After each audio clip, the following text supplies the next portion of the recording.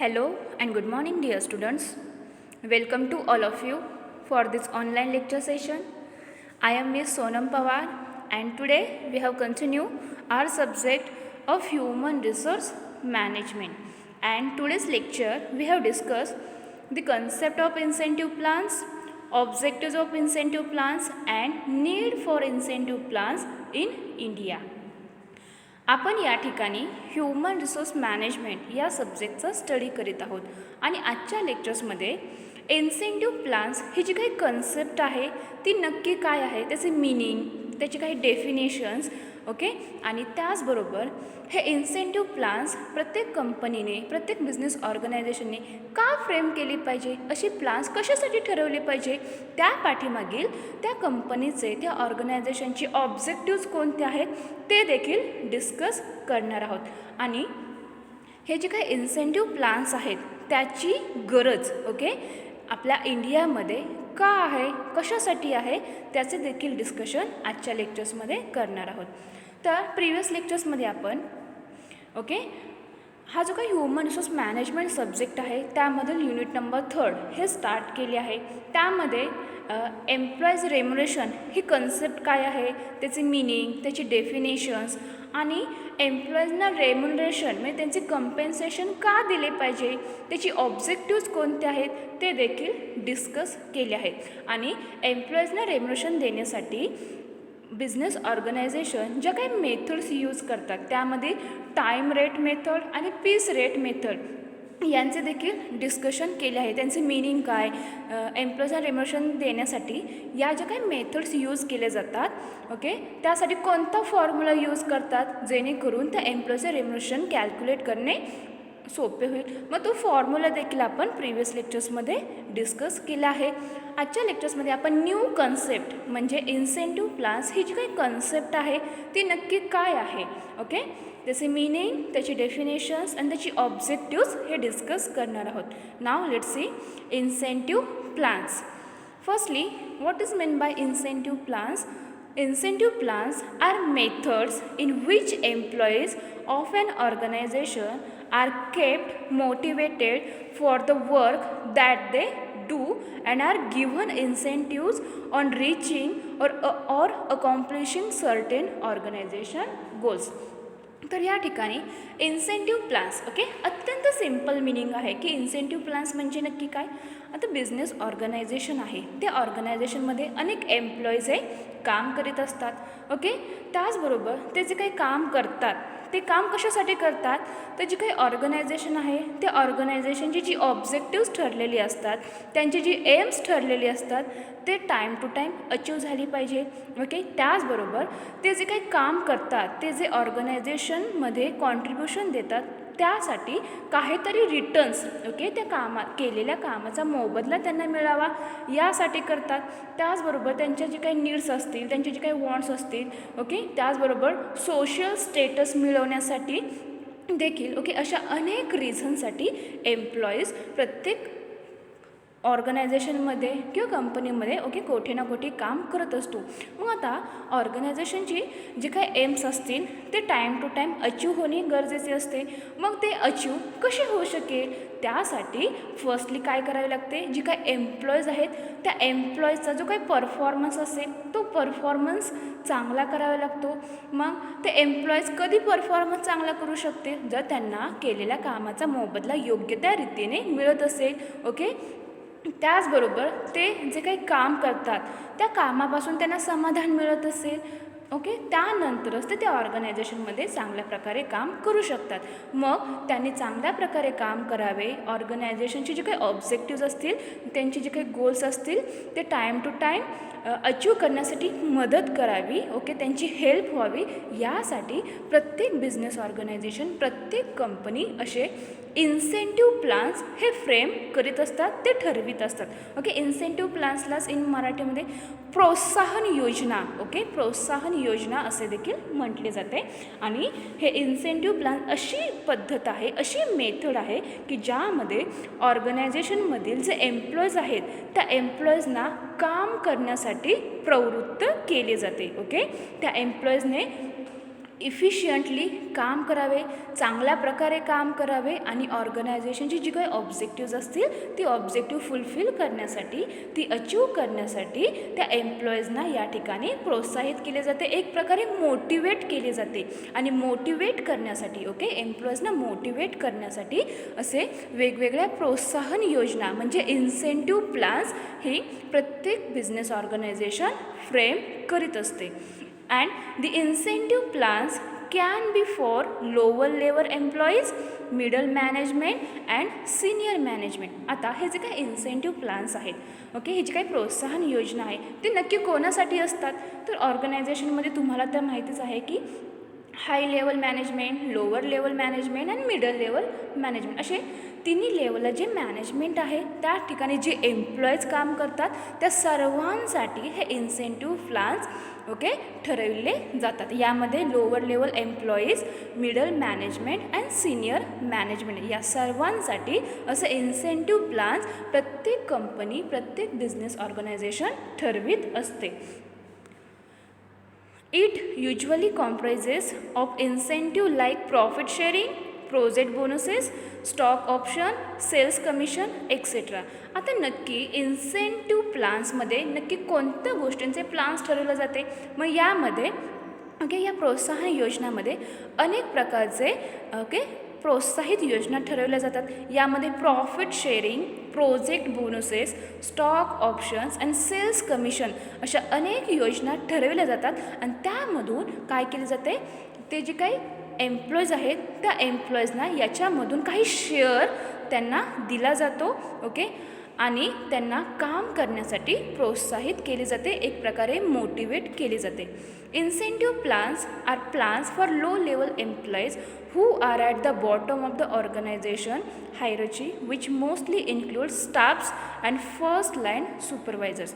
आता ऑर्गनायझेशन आहे त्या ऑर्गनायझेशनमध्ये जे लो लेवल एम्प्लॉईज आहेत त्या लो लेवल एम्प्लॉईजमधील कशा प्रकारे इन्सेंटिव्ह प्लॅन्स ठरवले जातात. फॉर एक्झाम्पल त्या लो लेवल एम्प्लॉईजमध्ये नक्की कोणते एम्प्लॉईज असतात, तर bottom of the organisation and first line supervisors यांचा समावेश या लो लेवल एम्प्लॉईजमध्ये होत असतो. For example a software programmer might receive a performance bonus for creating a low cost application which helps the organisation in cost optimisation.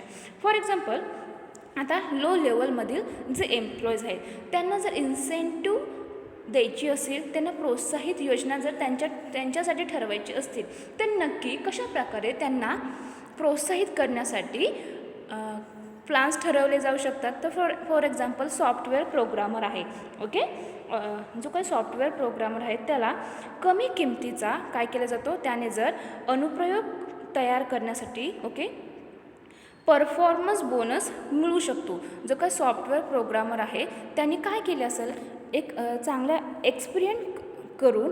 एक्सपेरिमेंटच्या द्वारे जे काही organisation आहे त्या ऑर्गनायझेशनचे ऑप्टिमायझेशन खर्च करण्यासाठी काही सॉफ्टवेअर त्याने तयार केले असेल तर त्यासाठी त्या व्यक्तीला काय दिला जाऊ शकतो, त्या कामाचा, त्या परफॉर्मन्सचा बोनस दिला जाऊ शकतो. मग काय होणार आहे, ते जे काही एम्प्लॉईज आहे ते काय होणार आहेत, काम करण्यासाठी आणखीन चांगल्या प्रकारे मोटिवेट होऊ शकतात. त्यानंतर आहे the middle management incentives plan includes the work group managers. आता मिडल मॅनेजमेंट इन्सेंटिव्ह प्लॅन्समध्ये नक्की कोण इन्क्लूड्स आहेत, कोणाचा समावेश होतो, तर वर्क ग्रुप मॅनेजर्स यांचा समावेश होत असतो.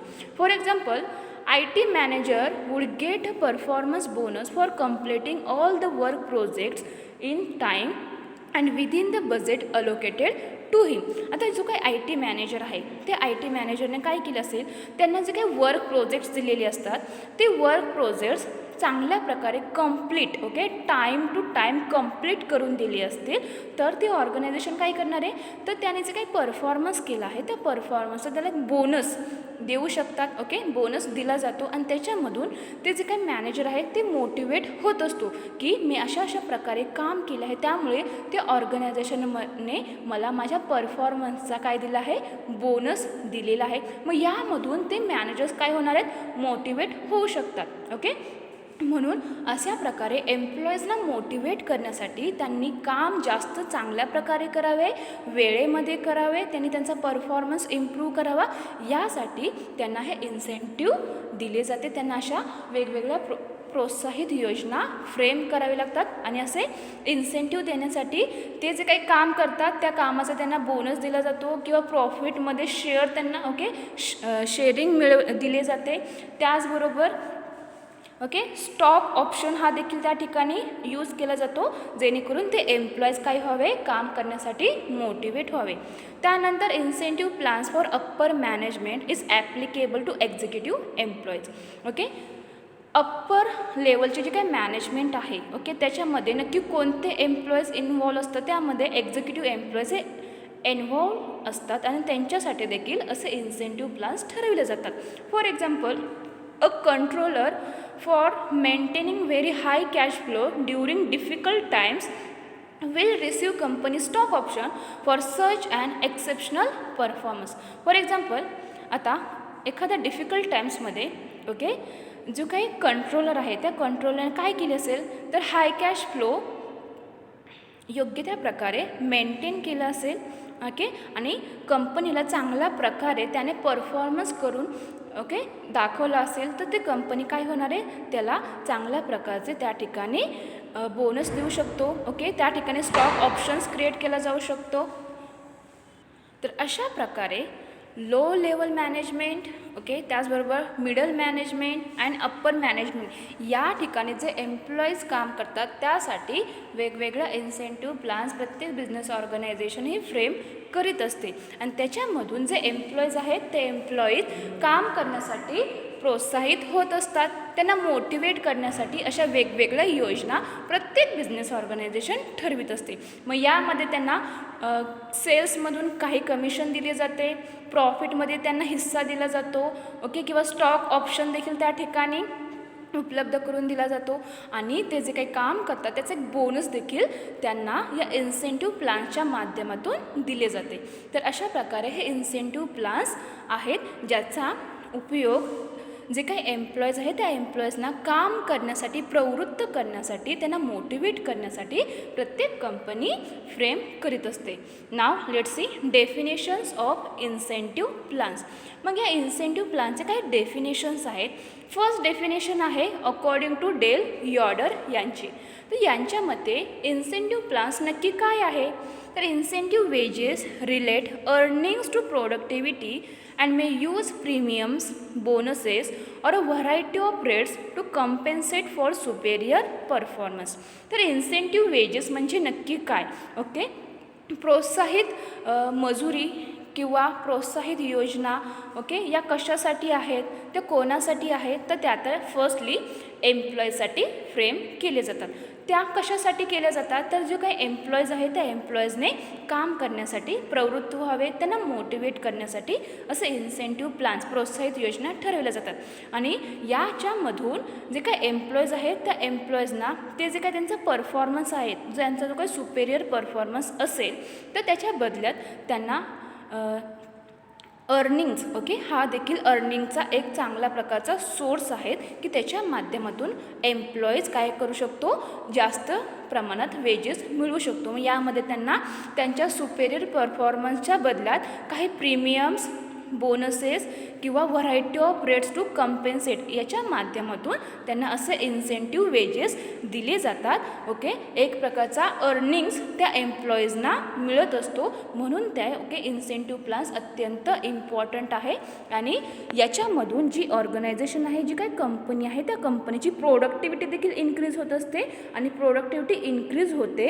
एम्प्लॉईज त्यांचा परफॉर्मन्स चांगल्या प्रकारे करतात म्हणून त्यांना आणखीन चांगल्या प्रकारे मोटिवेट करण्यासाठी त्यांना बोनस, त्यांना प्रीमियम किंवा कमिशन अशा वेगवेगळ्या प्रकारचे इन्सेंटिव्ह वेजेस हे दिले जातात आणि हे फक्त त्यांचा सुपेरियर परफॉर्मन्स चांगल्या प्रकारे करता यावा, त्यांना मोटिवेट करता यावा यासाठी असे इन्सेंटिव्ह वेजेस एम्प्लॉईजना दिले जातात. त्यालाच इन्सेंटिव्ह प्लान्स किंवा इन्सेंटिव्ह वेजेस असे देखील म्हटले जाते. त्यानंतर सेकंड डेफिनेशन आहे according to the national commission on labour. Okay, second incentive प्लान्सची डेफिनेशन केली आहे ती नॅशनल कमिशन ऑन लेबर यांनी. The wage incentives are extra financial motivation. The national commission on labour यांच्या मते इन्सेंटिव्ह वेजेस नक्की काय आहे. ओके, तर wage incentives are extra financial motivation.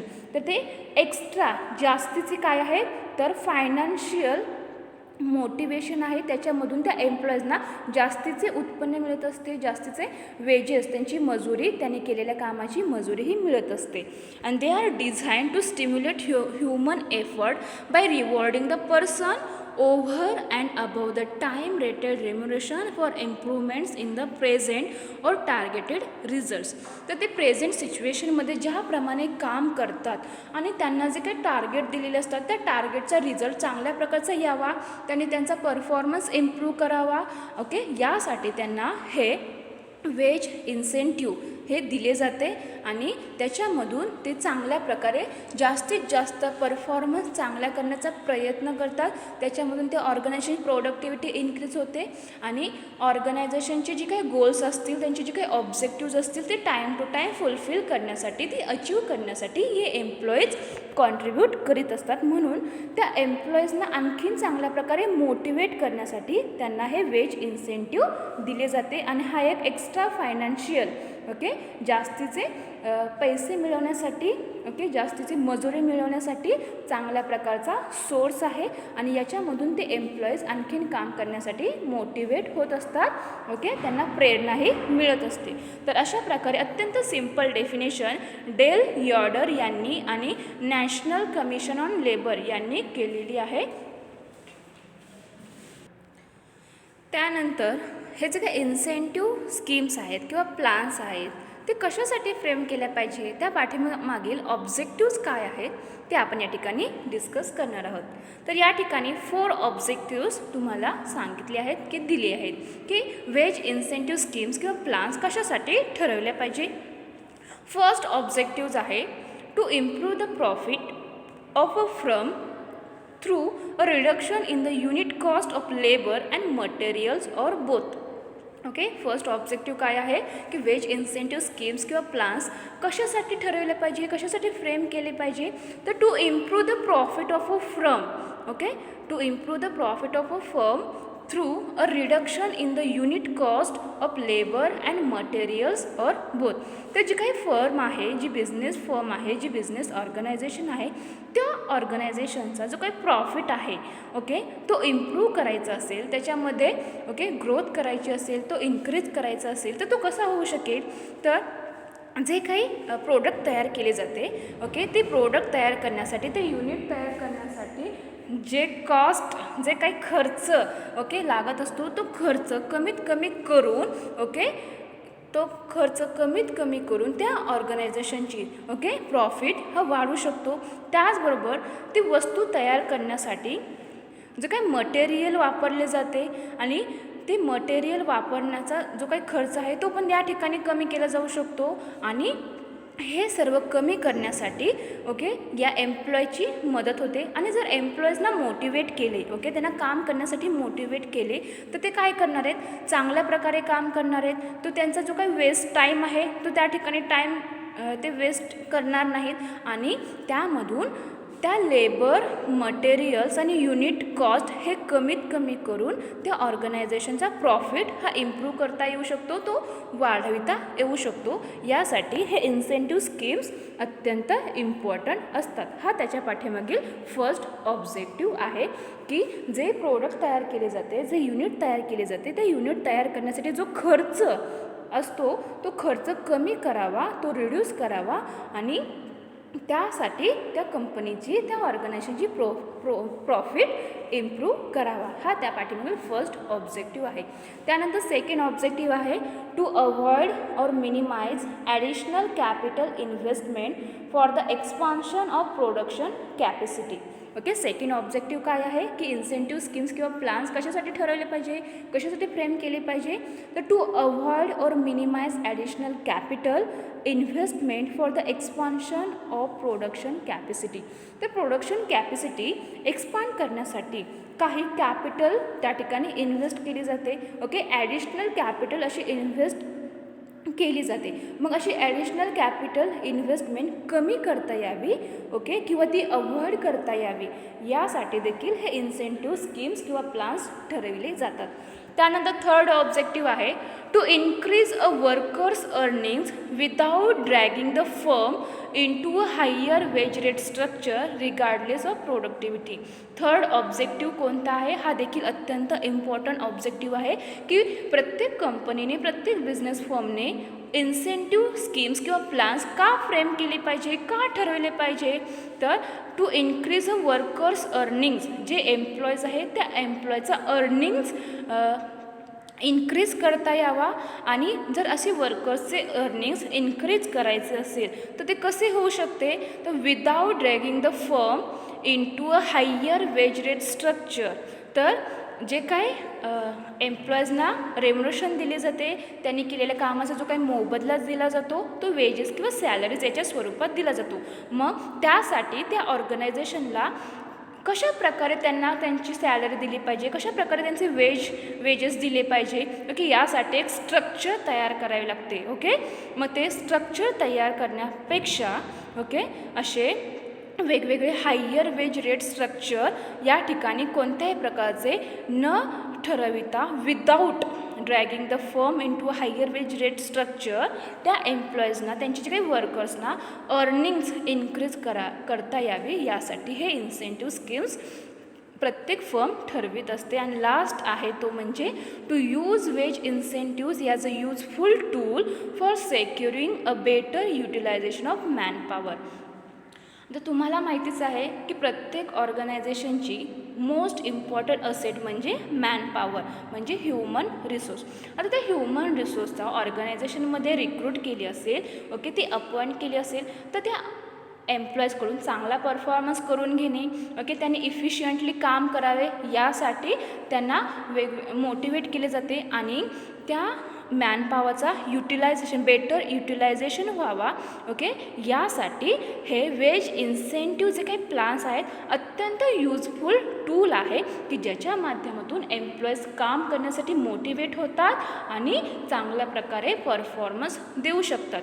Better production scheduling and performance control and more effective personal policy. तर आणखीन एक महत्त्वाचं आहे की इन्सेंटिव्ह वेजेस कशासाठी ठरवले जातात, ते प्लान्स कशासाठी फ्रेम केले जातात, तर जी काही ऑर्गनायझेशन आहे त्या ऑर्गनायझेशन बेटर प्रोडक्शन शेड्यूल तयार करता यावे, एम्प्लॉईचा जो काही परफॉर्मन्स आहे तो परफॉर्मन्स कंट्रोल करता यावा आणि इफेक्टिव्ह पर्सनल पॉलिसी ठरवता यावी. अशा अनेक रिझनसाठी हे इन्सेंटिव्ह स्कीम्स और प्लान्स ठरविणे इम्पॉर्टंट असते. तर यासाठी प्रत्येक फर्म, प्रत्येक बिझनेस ऑर्गनायझेशन असे वेज इन्सेंटिव्ह स्कीम्स किंवा प्लान्स हे ठरवित असते. त्याचे हे मोस्ट इम्पॉर्टंट असे ऑब्जेक्टिव्ज आहेत की ज्याच्यासाठी वेज इन्सेंटिव्ह प्लान्स किंवा स्कीम्स हे ठरविल्या जातात. त्यानंतर आपला जो काही इंडिया कंट्री आहे त्या इंडिया कंट्रीमध्ये हे इन्सेंटिव्ज, वेज इन्सेंटिव्ह का गरजेचे आहेत, त्याची नीड कशासाठी आहे, तर त्याची नीड कशासाठी आहे तर फर्स्ट नीड आहे the efficiency of the Indian worker is very low. Okay, the efficiency of the Indian worker is very low and needs to be raised. Wage incentives can play an important part improving his efficiency. आता आपल्या इंडियामध्ये जे workers आहेत त्या वर्करची efficiency कशी आहे, low आहे. मग त्यांची इफिशियन्सी इन्क्रीज करता यावी, ओके, त्यांची कार्यक्षमता वाढविता यावी यासाठी हे इन्सेंटिव्ज प्लान्स आपल्या इंडियामध्ये ठरविले जातात. आणि त्याच्यामधून ओके त्या एम्प्लॉईची इफिशियन्सी इम्प्रूव्ह करण्यासाठी हा अत्यंत इम्पॉर्टंट पार्ट आहे की ज्याच्यामधून ओके एम्प्लॉईची इफिशियन्सी ही इन्क्रीज होऊ शकते. यासाठी त्यांना असे इन्सेंटिव्ह वेजेस दिले जातात, त्यासाठी ही पॉलिसी, हे प्लान्स आपल्या इंडियामध्ये ठरविले जातात. तरी फर्स्ट नीड आहे की एम्प्लॉयची इफिशियन्सी इम्प्रूव्ह करता यावी, ती वाढविता यावी, यासाठी हे इन्सेंटिव्ह प्लान्स इंडियामध्ये ठरविले जातात, त्यांची गरज आहे. त्यानंतर सेकंड नीड आहे the average Indian worker is financially very poor. Okay, the average Indian worker is financially very poor and financial incentives therefore are likely to tempt him to work better. तर आपल्या इंडियामधील जे workers आहेत, okay, average, तर सरासरी जे काही workers आहेत त्यांची फायनान्शियल पोझिशन ही कशी आहे, तर पुअर आहे. ओके, तर त्यांची अशी फायनान्शियल पोझिशन चांगली करता यावी यासाठी त्यांना असे इन्सेंटिव्ज, फायनान्शियल इन्सेंटिव्ज दिले जातात. आणि त्याच्यामधून जर एम्प्लॉईजना फायनान्शियल इन्सेंटिव्ज दिले तर त्यांचं जे काही काम आहे ते काम ते चांगल्या प्रकारे बेटर करण्याचे प्रयत्न करतात आणि ते काम बेटर करून त्यांचा परफॉर्मन्स इम्प्रूव्ह करून कंपनीकडून किंवा बिझनेस ऑर्गनायझेशनकडून वेज इन्सेंटिव्ह मिळवण्याचा प्रयत्न करीत असतात. आणि त्याच्यामधून त्यांची जी काही फायनान्शियल पोझिशन असेल ते फायनान्शियल पोझिशन देखील चांगल्या प्रकारचे बनविण्याचा प्रयत्न करीत असतात. म्हणून इंडियामध्ये या इन्सेंटिव्ह प्लॅन्सची जास्त मोठ्या प्रमाणावर गरज आहे. त्यानंतर नेक्स्ट नीड आहे India is at a low level of technology and wage incentives can help in prompting the use of electronic devices. Okay, आपल्या इंडियामध्ये जे काही टेक्नॉलॉजीज यूज केल्या जातात प्रोडक्ट तयार करण्यासाठी त्या कशा आहेत, त्या लो लेवलच्या आहेत. मग and wage incentives can help in prompting the use of electronic devices. आणि जर वेज इन्सेंटिव्हचा वापर त्या ऑर्गनायझेशनमध्ये एम्प्लॉईजना देण्यासाठी केला तर त्याची हेल्प कशासाठी होते, तर जे काही इलेक्ट्रॉनिक डिव्हायसेस आहेत त्या इलेक्ट्रॉनिक डिव्हायसेसचा यूज त्या ऑर्गनायझेशनमध्ये करता यावा यासाठी हे वेज इन्सेंटिव्ह प्लान्स अत्यंत इम्पॉर्टंट आहेत. कारण की जे काही टेक्नॉलॉजीज आहेत त्या टेक्नॉलॉजी चांगल्या प्रकारे एम्प्लॉईजना ओके हाताळता याव्यात, त्यांना ओके यूज करता यावी यासाठी हे इंडियामध्ये इन्सेंटिव्ह प्लान्स फ्रेम केले जातात. त्यानंतरची नीड आहे a proper application of ways incentive scheme can so affect the prices that the community would be benefited. जर जे काही वेज इन्सेंटिव्ह स्कीम्स ठरवल्या जातात त्यांचे प्रॉपर ॲप्लिकेशन झाले ओके तर काय होणार आहे, तर जे काही affect the prices that the community would be benefited. आणि जी काही वस्तू आहे त्या वस्तूची प्रायसेस चांगल्या प्रकारचे ठरवण्यासाठी त्याचा अफेक्ट देखील त्या वस्तूवरती होत असतो. त्या वस्तूची जी काही प्राईस आहे ती प्राईस चांगल्या प्रकारे त्या ठिकाणी ठरविता येऊ शकते. यासाठी हे वेज इन्सेंटिव्ज ठरविणे महत्त्वाचे असते. आणि लास्ट नीड आहे in the national interest it is that wage incentive scheme should be applied to all economic activities. Okay, in the national interest it is that wage incentive scheme should be applied to all economic activities. जे काही economic activities आहेत त्या economic activities apply करण्यासाठी okay या veg incentive schemes अत्यंत चांगल्या प्रकारची मदत करीत असतात. त्यांची हेल्प त्या ठिकाणी होत असते आणि त्याच्यामधून नॅशनल इंटरेस्ट हा वाढू शकतो. म्हणून आपल्या इंडियामध्ये जे काही वेज इन्सेंटिव्ह प्लान्स ठरवले जातात ते ठरविणे इम्पॉर्टंट असते, त्याची गरज असते. ओके, तर अशा प्रकारे इंडियामध्ये इन्सेंटिव्ज ओके वेज इन्सेंटिव्ह प्लान्स किंवा ते स्कीम्स ठरवणे का गरजेचे आहे, तर त्याचे अनेक नीड्स आहेत, त्या नीड्स फुलफिल करता याव्यात ओके यासाठी हे इन्सेंटिव्ह प्लान्स ठरवले जातात. त्यामध्ये फर्स्ट नीड आहे the efficiency of the Indian worker is very low and needs to be raise. Wage incentives can play an important part improving his efficiency. Then second need for incentives in India it is the average Indian worker is financially very poor. Financial incentives therefore are likely to tempt him to work better. Then third need, India is at a low level of technology and wage incentives can help in prompting the use of electronic devices. Then Next need a proper application of wage incentive scheme can so affect the prices that the community will be benefited. And last need for incentives in India, it is in the national interest. It is that wage incentive scheme should be applied to all economic activities. तर अशा प्रकारे आपण आजच्या लेक्चर्समध्ये incentive plans ही concept काय आहे ती discuss केली. ते प्लान्स कशासाठी फ्रेम केले पाहिजे, ते प्लान्सची गरज कशासाठी आहे, ओके, त्याची ऑब्जेक्टिव्ज कोणते आहेत, या सर्व कन्सेप्ट आपण आजच्या लेक्चर्समध्ये डिस्कस केलेल्या आहेत. नेक्स्ट लेक्चरला इन्सेंटिव्ह प्लान्सचे काही मेरिट्स आहेत आणि काही डिमेरिट्स आहेत ते डिस्कस करणार आहोत. Okay, thank you.